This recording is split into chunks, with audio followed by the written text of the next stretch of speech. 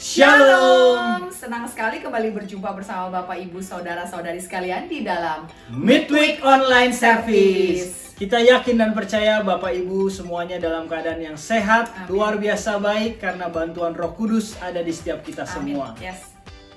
Ya, dalam Midweek Online Service kita kali ini kita akan dilayani oleh seorang hamba Tuhan yang luar biasa, di mana beliau dipakai dalam pengajaran. Ya, Siapa luar biasa. lagi kalau bukan Pastor Chris Silitonga. Oke, mari kita siapkan hati, Yes. kita siapkan catatan mungkin. Kita mau dengarkan firman Tuhan, buka hati lebar-lebar dan pasti Tuhan Yesus memberkati. Amin. Oke, God bless you. Shalom saudara-saudara sekalian, sebelum kita mendengarkan firman Tuhan, mari kita bersatu di dalam doa. Bapa di surga yang kami puji di dalam nama Yesus Kristus, terima kasih Tuhan kami boleh berkumpul bersama pada hari ini. Engkau hadir dalam doa, pujian, dan penyembahan yang kami naikkan. Sekarang hadirlah kembali Tuhan saat kami akan mempelajari firman-Mu. Urapi hamba-Mu, urapi kami semua. Kami siap untuk menerima kebenaran firman-Mu hanya di dalam nama Yesus Kristus. Haleluya, semua kita katakan amin, amin.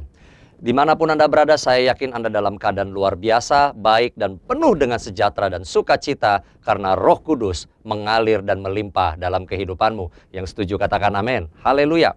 Hari ini saya mau mengangkat suatu tema yang judulnya Jangan Jadi Orang Bebal.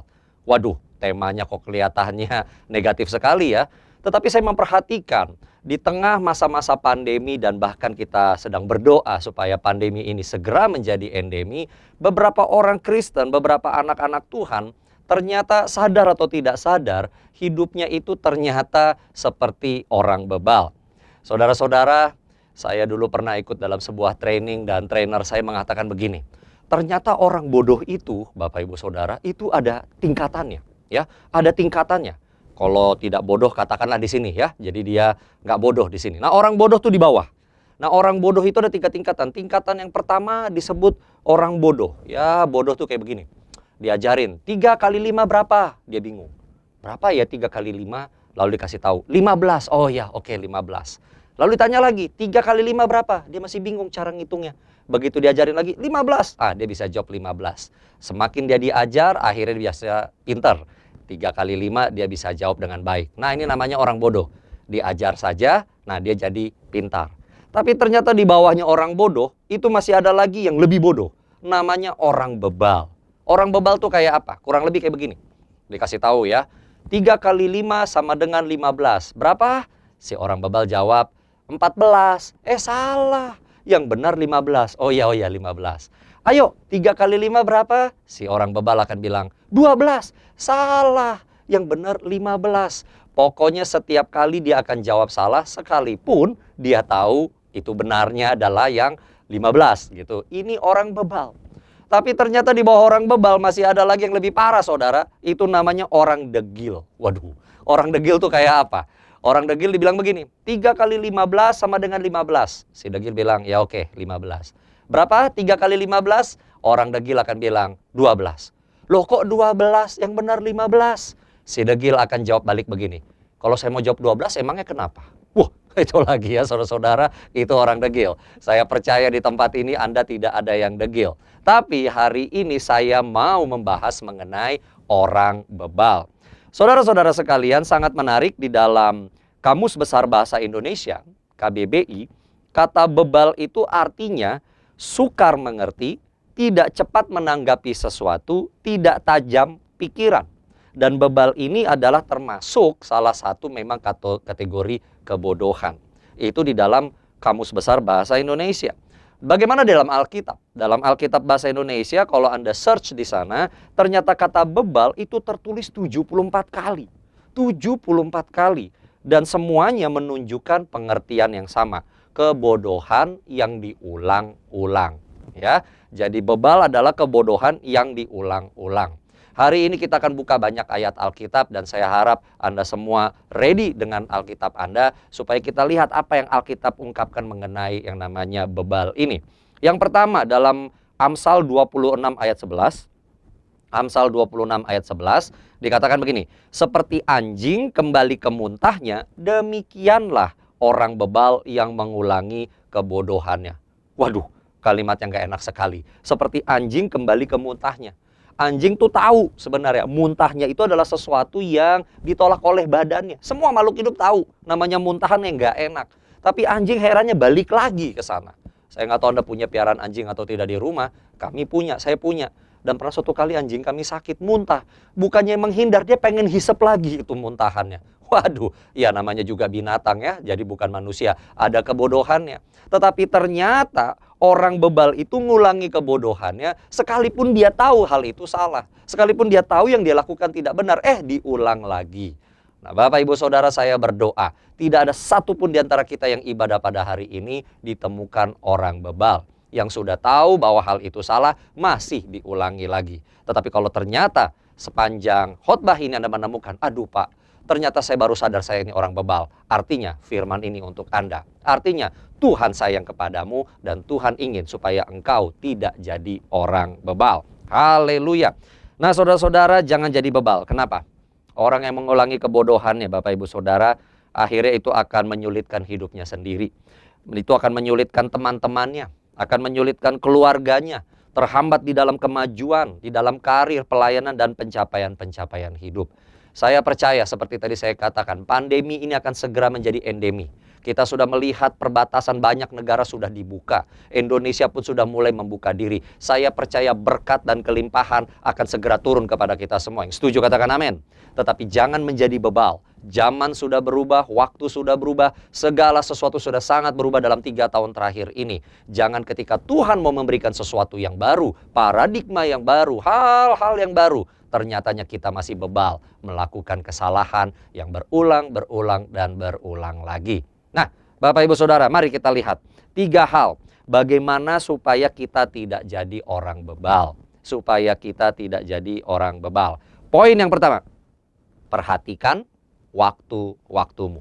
Sekali lagi, perhatikan waktu-waktumu.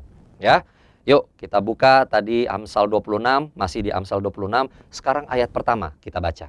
Amsal 26 ayat pertama. Seperti salju di musim panas dan hujan pada waktu panen, demikian kehormatan pun tidak layak bagi orang bebal. Wow, seperti salju di musim panas. Emang ada salju di musim panas? Gak ada. Seperti hujan di waktu panen. Wah, enggak. Hujan itu di awal menanam, bukan di waktu panen. Tapi dikatakan demikian pun kehormatan tidak layak bagi orang bebal. Bapak Ibu Saudara sekalian, salah satu kesalahan yang dibuat oleh orang bebal adalah tidak memperhatikan waktu. Ya, tidak peduli pada waktu. Segala sesuatu di atas muka bumi ini ada waktunya. Ada waktu tidur, ada waktu bermain, ada waktu liburan, ada waktu bekerja, ada waktu makan dan minum. Segala sesuatu ada waktunya. Dan setiap aktivitas yang kita lakukan di dalam waktu-waktu itu, tentu kita harus menyesuaikan diri dengan aktivitas itu.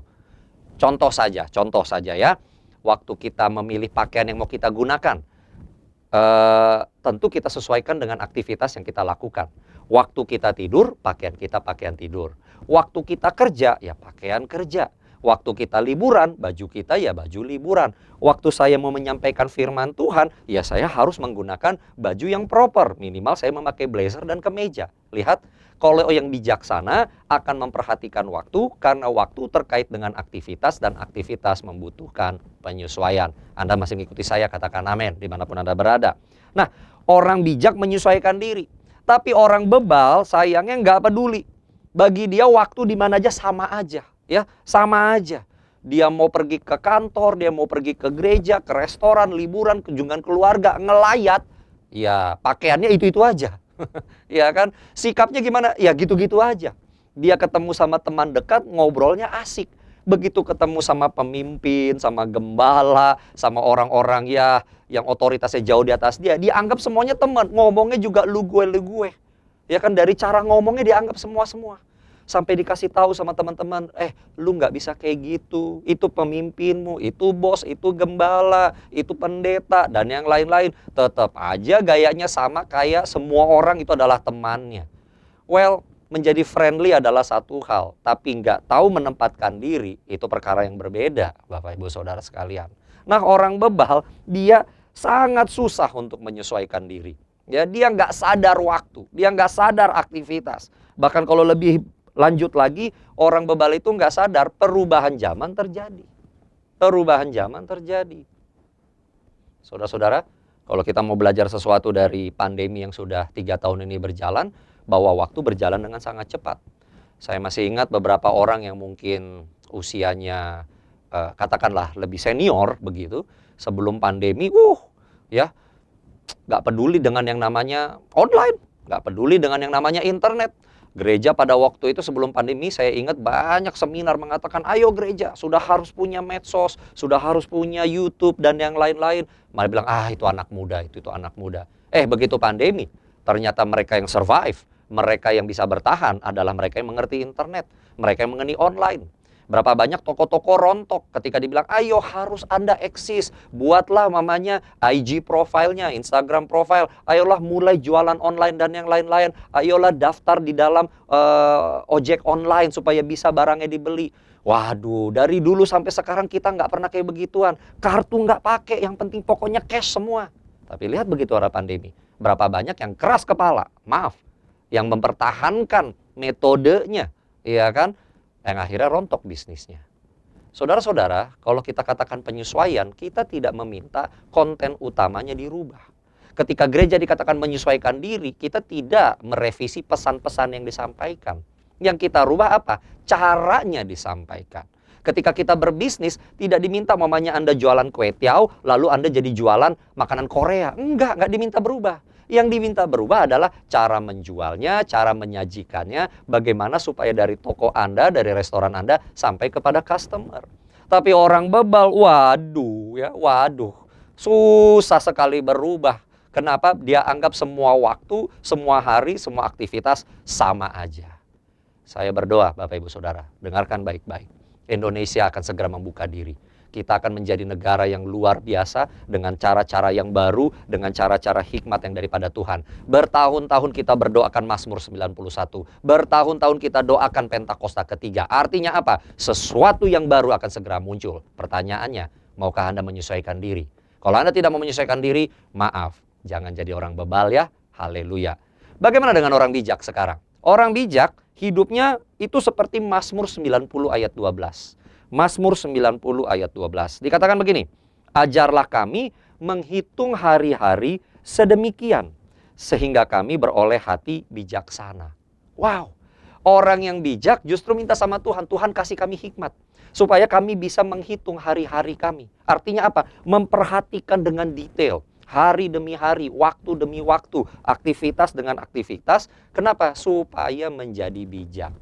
Orang yang memperhatikan waktu dengan baik, yang memperhatikan perubahan zaman, yang memperhatikan aktivitas di dalam setiap waktu yang ada, dan semakin dia jalankan dengan baik, makin bijak, Bapak Ibu Saudara, makin bijak. Orang suka pikir orang jadi bijaksana karena baca buku, sekolah banyak. Ya, itu benar. Tapi ternyata salah satu orang jadi bijak adalah dia memperhatikan waktu-waktunya, dia memperhatikan hari-harinya. Wow. Sangat menarik, saya mempelajari kata asli dari hari-hari. Tadi kita baca ya, hari-hari. Ternyata di dalam bahasa Ibrani aslinya, kata hari-hari itu mengandung pengertian tangan dan air atau laut. Tangan dan air atau laut. Artinya, waktu dikatakan kita menghitung hari-hari, yang harus kita perhatikan adalah apa yang kita kerjakan. Dan yang kita kerjakan itu harus pas momennya, waktu dan timingnya harus pas. Kenapa?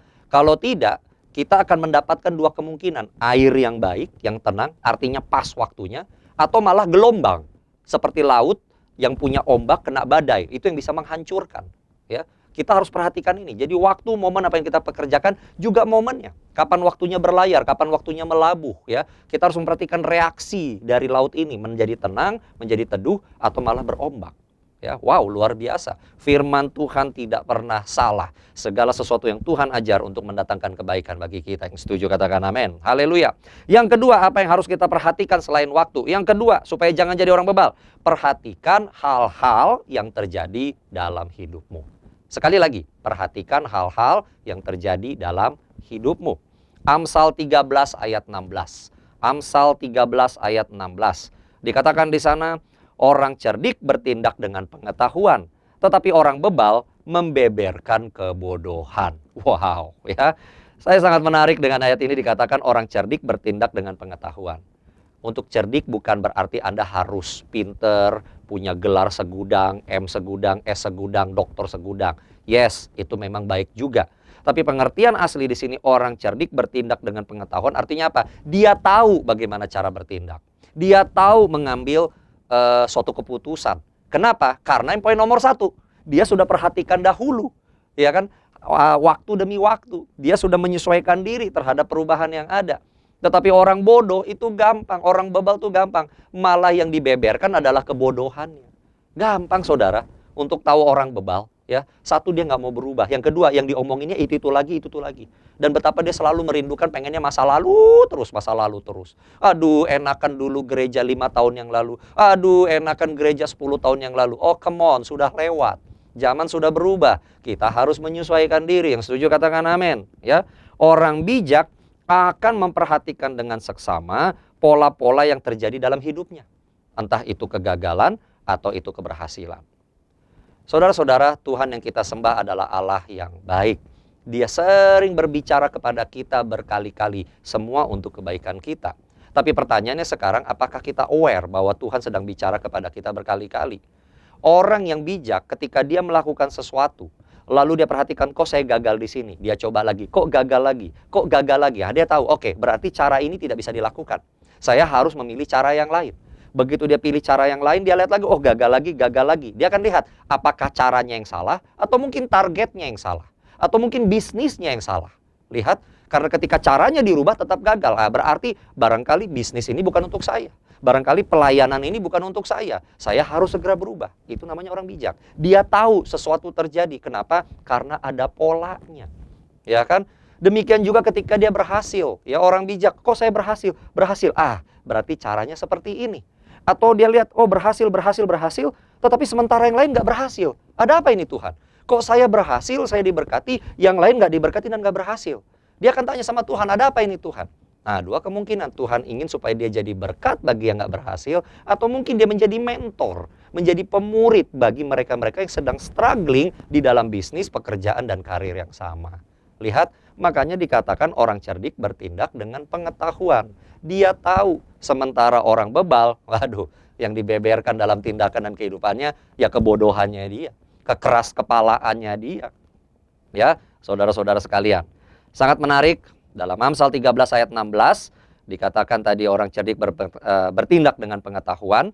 Kata pengetahuan dalam bahasa Ibrani, dah itu ditulis dengan gambaran mata dan pintu. Berpengetahuan itu dalam bahasa Ibrani gabungan dari dua elemen, mata dan pintu. Artinya apa? Orang cerdik memperhatikan segala sesuatu. Dia memperhatikan, gambarannya mata. Dan di akhirnya dia tahu mana pintu yang terbuka dan mana pintu yang tertutup. Itu orang cerdik. Tapi kalau orang bebal, enggak, matanya ngelihatnya sama aja. Bagi dia nggak ada beda, pintu tertutup, pintu terbuka. Karena yang penting siapa? Pintunya dia yang penting. Nah, ini susah kayak begini, Bapak Ibu Saudara sekalian. Ya, orang bebal itu susah dan akhirnya teman-temannya, keluarganya, bahkan mungkin rekan-rekan sepelayanan bisa menjauh dari dia. Please, Bapak Ibu Saudara, ketika Anda dengar ini dan kalau hati Anda goncang, oh, haleluya, Tuhan baik padamu. Artinya apa? Tuhan sayang dan lagi menegur supaya engkau bertobat dan segera jangan jadi orang bebal. Haleluya, ya. Nah, orang bebal memperlihatkan kebodohan. Yang dia lihat pokoknya hanya dirinya sendiri. Please, Bapak Ibu Saudara sekalian, sekali lagi, perhatikan hal-hal, pola-pola, pengulangan-pengulangan yang terjadi dalam hidupmu, analisa itu dan ambillah tindakan yang tepat. Setuju? Katakan amin. Yang ketiga, yang terakhir, perhatikan dan dengarkan Roh Kudus. Ya, perhatikan dan dengarkan Roh Kudus. Tadi bagaimana supaya jangan jadi orang bebal? Perhatikan waktu. Yang kedua, perhatikan hal-hal yang terjadi dalam hidupmu. Yang ketiga, perhatikan dan dengarkan Roh Kudus. Mari kita tinggalkan sebentar kitab Amsal dan kita pindah ke Yehezkiel. Yehezkiel 13 ayat 3. Yehezkiel 13 ayat 3 dikatakan di sana, beginilah firman Tuhan Allah. Celakalah nabi-nabi yang bebal, yang mengikuti bisikan hatinya sendiri, dan yang tidak melihat suatu penglihatan. Saudara-saudara, di perjanjian lama, jabatan nabi, imam, dan raja adalah jabatan yang spesifik kepada orang-orang spesifik tertentu. Tetapi di dalam perjanjian baru, kita semua yang sudah ditebus di dalam Kristus, kita adalah imam, kita adalah nabi, dan kita juga adalah raja. Katakan amin. Nah, tapi teguran kepada nabi-nabi di perjanjian lama masih berlaku sampai kepada zaman perjanjian baru. Di perjanjian lama, Tuhan menegur nabi-nabi bebal yang mengikuti bisikan hatinya sendiri dan tidak melihat apa yang Tuhan lakukan. Tidak melihat, tidak mendengarkan apa yang Roh Kudus ungkapkan sama mereka. Nah, hari ini kita pun juga nabi-nabi. Pertanyaannya, waktu kita melakukan tugas dan pekerjaan, apakah kita dengar-dengaran dengan Roh Kudus? Apakah kita lihat-lihatan dengan Roh Kudus? Ataukah tanpa kita sadari, kita mengandalkan pikiran kita? Gampangnya saudara, gampang. Ketika Anda melakukan sesuatu, lalu datang teguran kepada saudara. Entahkah itu dalam hati saudara atau melalui orang lain atau apapun lah teguran itu muncul. Bagaimana reaksi Anda pertama kali? Kalau reaksi Anda benar, artinya begini, aduh Tuhan saya ditegur. Aduh Tuhan hati saya ini harus benar. Ya kalau ditegur itu hati benar. Tapi kalau reaksimu pertama kali Anda adalah defensif, langsung mencoba untuk mengcounter serangan ini. Menurut Anda serangan, mengcounter teguran ini pasti mikirnya dari otak. Coba sekarang ngecek ya. Ketika muncul suara dari Tuhan, teguran dari Tuhan, apapun bentuknya, Anda akan meresponinya dengan hati, atau Anda mencoba defensif dengan otak. Coba cek. Kalau kebanyakan pakai di otak sini, saudara-saudara, bertobat. Haleluya. Saya tidak sedang berkata Anda tidak pakai otak. Pikiran, pengalaman, kepintaran yang Tuhan kasih, itu semua dari Tuhan, itu dari anugerah. Tapi yang saya mau tanya di sini, lebih banyak mana Anda meresponi segala sesuatu? Secara hati kah? Atau secara pikiran? Hati-hati Bapak Ibu Saudara sekalian, sebagai pengikut-pengikut Kristus. Kalau hari-hari ini kita sering berkata mengenai Pentakosta ketiga, terutama bagi generasi Yeremia, yaitu generasi yang dipenuhi oleh Roh Kudus. Dengarkan kalau engkau juga adalah generasi Yeremia, you need the Holy Spirit. You need the Holy Spirit. Ini adalah hari-hari yang susah bagi anak muda. It's tough for young people these days. Banyak orang bertanya, Pastor lakukan apa? Ini bingung. Saya juga bingung juga menjawabnya. Tapi satu hal yang tidak pernah bingung dalam hidup kita, yaitu Roh Kudus. He knows exactly what we should do. Dia tahu dengan pasti apa yang harus kita lakukan. Makanya kita butuh Roh Kudus. Jangan keraskan hati dari suara Roh Kudus. Orang yang mengeraskan hati dari suara Roh Kudus akibatnya apa? Ya hatinya keras. Dan kalau hatinya keras, dia tidak lagi meresponi dengan hati. Akhirnya dia meresponi dengan otak. Dan kalau meresponi dengan otak, udah deh, mulutnya pun juga jadi nggak bagus. Matanya pun juga jadi nggak bagus. Kenapa? Hatinya sudah membeku. Hati-hati saudara dengan hal ini ya. Heart your heart. Haleluya. Hati-hati dengan hatimu. Ya, hati-hati. Ya, jangan sampai keras. Sebab Roh Kudus itu berbicara dengan yang lembut. Tapi semakin kita mengeraskan hati, lama-lama bukan tuntunan Roh Kudus yang kita ikuti. Yang diikuti adalah maunya kita sendiri. Nah saudara-saudara, bagaimana kita bisa tahu Roh Kudus bicara kepada kita? Atau tepatnya bagaimana Roh Kudus berbicara kepada kita? 3 hal cara Roh Kudus berbicara kepada kita. 1, Roh Kudus bisa bicara langsung kepada kita. Kita dengar suaranya. Kita tahu itu Roh Kudus berbicara. Sebagai contoh, dalam Kisah Para Rasul 13 ayat 2. Dalam Kisah Rasul 13 ayat 2, suatu kali umat Tuhan, anak-anak Tuhan sedang berkumpul, lalu mereka mendengar Roh Kudus berbicara kepada mereka, meminta Barnabas dan Saulus dikhususkan untuk tugas dari Roh Kudus. Wow, jadi bisa langsung. Tapi Bapak Ibu Saudara dengarkan baik-baik, Roh Kudus bicara langsung kepada kita, itu adalah cara yang katakanlah paling sedikit terjadi. Ya. Semua orang kadang-kadang berharap, aduh Tuhan ayo ngomong-ngomong, seperti seolah-olah pakai handphone gitu ya, lalu ngomong gitu. Ya bisa sih, tapi kalau kita mau jujur di Alkitab, cara seperti ini justru yang paling sedikit Allah lakukan. Ya, dan seandainya pun Tuhan berbicara demikian, pasti ada sesuatu kekhususan atas suatu message yang sangat urgent, yang harus diperhatikan, yang harus segera diselesaikan. Yang kedua cara Roh Kudus bicara kepada kita itu adalah melalui firman Tuhan, melalui firman Tuhan. Coba kita buka ayatnya ya. Yohanes 16 ayat 13. Yohanes 16 ayat 13 dikatakan, tetapi apabila ia datang yaitu Roh kebenaran, ia akan memimpin kamu ke dalam seluruh kebenaran, sebab ia tidak akan berkata-kata dari dirinya sendiri, tetapi dari segala sesuatu yang didengarnya. Itulah yang akan dikatakannya dan ia akan memberitahukan kepadamu hal-hal yang akan datang. Jadi Roh Kudus itu berbicara kita dan memimpin kita melalui kebenaran firman Tuhan. Dan waktu kita mengerti kebenaran firman Tuhan ini, karena ini berasal dari Tuhan itu sendiri, yaitu Allah Tritunggal, itu tidak pernah dari Roh Kudusnya saja, tapi juga dari Allah Anak dan juga Allah Bapa. Lihat, makanya saya selalu menekankan, jangan sampai nggak baca Alkitab setiap hari. Sekalipun nggak ngerti, nggak nangkep, tetap baca. Karena tidak ada satupun yang kita baca dari firman Tuhan sia-sia.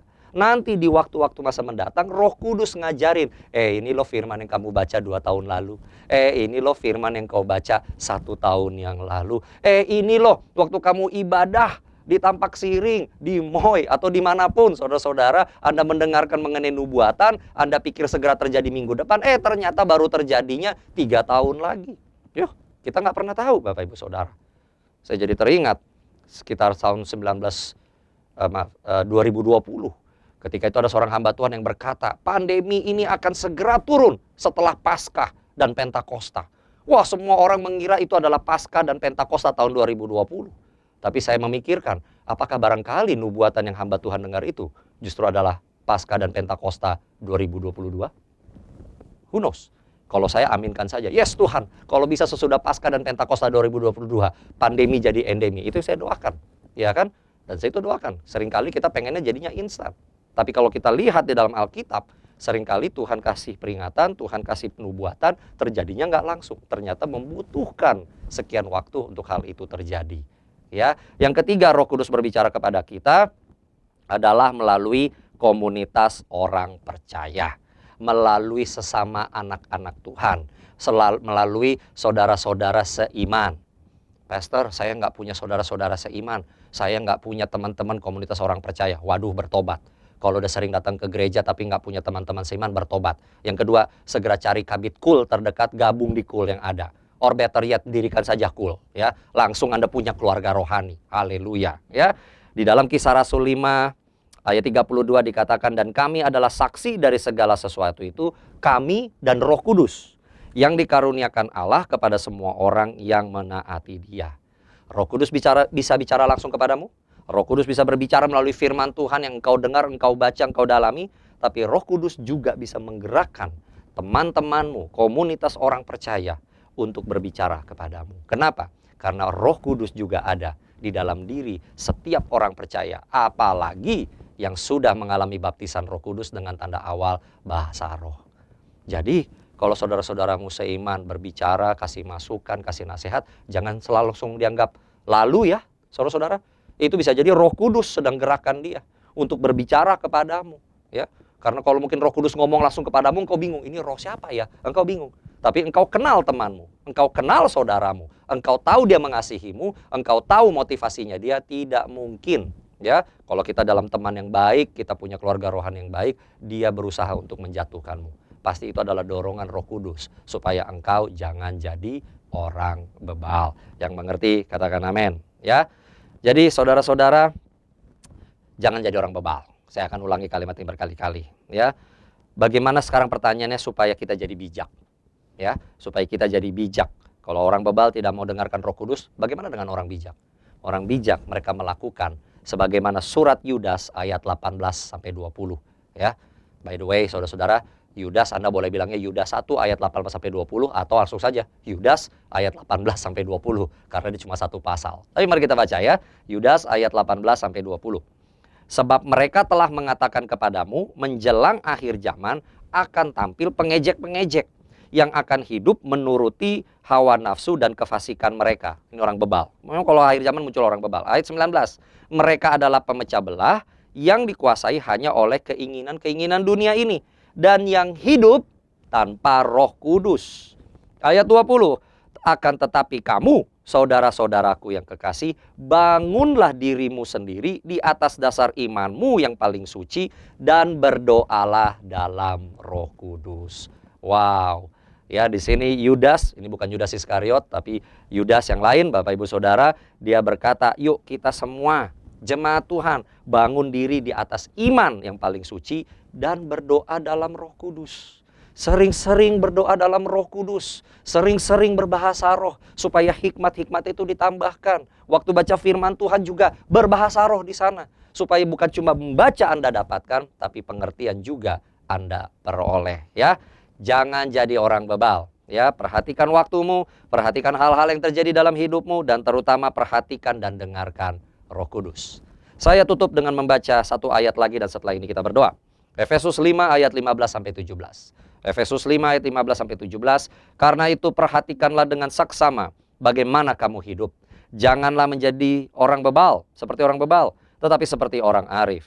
Dan pergunakanlah waktu yang ada, karena hari-hari ini adalah jahat. Sebab itu janganlah kamu bodoh, tetapi usahakanlah supaya kamu mengerti kehendak Tuhan. Mari saudara-saudara sekalian, jangan jadi bebal, tapilah jadi orang arif. Mari kita bersatu di dalam doa. Bapa di surga, di dalam nama Tuhan Yesus, terima kasih Tuhan atas firman-Mu pada hari ini. Terima kasih atas pengajaran-Mu. Terima kasih Tuhan juga untuk teguran-Mu. Kami percaya ke depan ini Tuhan, pintu-pintu akan Kau bukakan, kesempatan-kesempatan yang baru Engkau sediakan di hadapan kami. Oleh karena itu kami butuh Roh Kudus-Mu ya Tuhan, untuk mengingatkan kami supaya kami jangan menjadi orang bebal, tapi menjadi orang bijak yang memperhatikan waktu kami, memperhatikan sekeliling kami, dan juga memperhatikan dan dengar-dengaran dengan suara-Mu ya Roh Kudus. Terima kasih Bapa di surga untuk pengajaran-Mu pada hari ini, dan hamba-Mu berdoa supaya Engkau berbicara Tuhan lebih dalam dan spesifik kepada semua yang telah mendengarkan pemberitaan firman, sehingga mereka tampil sebagai pelaku-pelaku firman yang luar biasa. Terima kasih Bapa di surga, segala hormat, pujian, ucapan syukur kami naikkan kepadamu hanya di dalam nama Yesus Kristus. Haleluya. Semua kita katakan amin. Amin. Shalom. Tuhan Yesus berkati. Wow, luar biasa sekali firman Tuhan hari ini. Walaupun kesannya simple, tapi ini sangat merema buat kita semua. Banyak tertegur ya. Yes, kita belajar hari ini bahwa kita harus memperhatikan waktu. Yes. Lalu kita juga harus perhatian terhadap keadaan sekitar kita. Yes. Lalu kita juga harus jadi orang yang bijak dalam Betul. menghadapi segala sesuatu ya. Betul, kita juga mau menerima nasihat Ya. dan jangan jadi orang bebal. Yes. Oke. Oke, tanpa memperpanjang waktu lagi, kami ingin mengucapkan banyak terima kasih untuk Pastor Chris untuk sharingnya di Midweek Online Service hari ini. Yes. Tuhan Yesus memberkati pelayanan Bapak dan salam untuk keluarga di rumah. Oke, sampai jumpa di Midweek Online Service 2 minggu mendatang. Yakin dan percaya Tuhan selalu menuntun dan menyertai kita dalam hari-hari ke depan. Yes. God bless you all. Prayer request and praise report. Saudara dapat mengisi permohonan doa saudara dengan melakukan scan QR code yang muncul di layar, atau saudara juga bisa ketik link URL pada browser laptop saudara atau pada smartphone saudara. Doa yang dijawab oleh Tuhan, saudara juga bisa menuliskannya pada praise report, dan itu pasti akan memberkati kita semua.